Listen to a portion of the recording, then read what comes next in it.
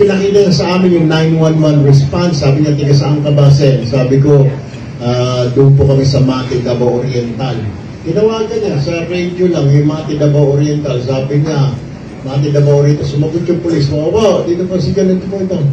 Ano po problema, sir? Sabi si Chief PNP ito, tinitesting lang namin. Suot-suot ng polis yung body cam niya. Pakita mo nga na nandiyan ka sa Mati Police Station. Pinakita niya, nasa Mati Police Station nga siya.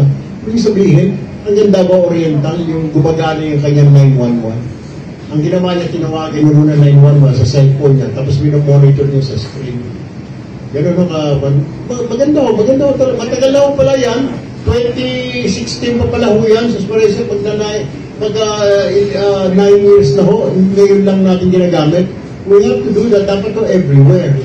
At saka, iba ho yung sinasabi ng traffic. Sabi ko, sir, paano traffic? Sabi niya, hindi magkaka-traffic, Erwin, kasi ang re-responde niya, yung tatawag sa trunk line, tatawagin yung pinakamalapit na istasyon kung saan yun. O pinakamalapit na outpost. O yung mobile. Dahil may mga mobile na pala sa pinaglalagay sa kung saan-saan.